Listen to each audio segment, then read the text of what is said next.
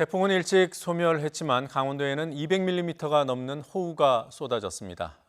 그래도 우려했던 큰 피해는 없었고 이번 비로 수도권과 강원도의 찜통더위는 일단 큰 고비를 넘겼다고 합니다.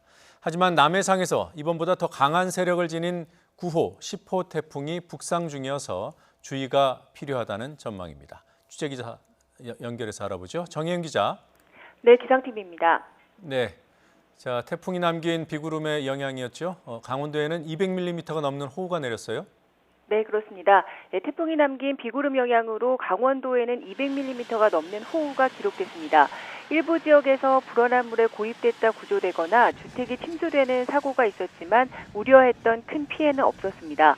오히려 이번 비로 수도권과 강원 지역은 35도를 넘어 40도 가까이 치솟았던 찜통더위의 기세가 한풀 꺾였습니다.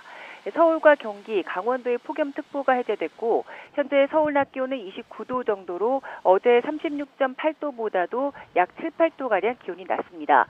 기상청은 내일부터 내륙 기온이 다시 33도 안팎까지 오르긴 하겠지만 이번 태풍으로 인해 사람 체온보다 높은 수준의 찜통더위는 한풀 꺾인 것으로 보인다고 밝혔습니다.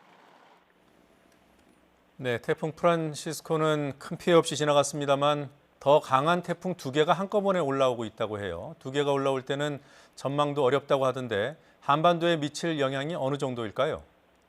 네, 아직은 유동적이어서 기상청에서 예의주시하고 있는 상황입니다.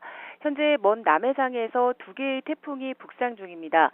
하나는 중국 상하이를 향해 북상 중인 9호 태풍 레끼마이고 또 하나는 일본 남쪽 해상에서 북상 중인 10호 태풍 크로사입니다. 2개의 태풍 모두 어제 우리나라에 상륙한 8호 태풍 프란시스코보다 세력이 강한 중형급의 태풍입니다. 특히 북상하면서 더 강한 위력을 가질 것으로 우려되는 데다 연이어 2개가 발생해 진로와 강도 예측이 더 어려운 상황입니다. 9호 태풍 레끼마는 이번 금요일 오전 타이베이를 지나 주말쯤 중국 푸조우 부근에 상륙한 뒤에 상하이 부근까지 북상할 것으로 보입니다. 또 10호 태풍 크로사는 다음 주 초반까지는 일본 남쪽 먼 해상에서 북진하면서 세력을 더 강화할 것으로 예상됩니다. 현재는 9호 태풍 레끼마가 중국에 상륙한 뒤 어느 쪽으로 이동할지에 관심이 쏠리고 있는데요.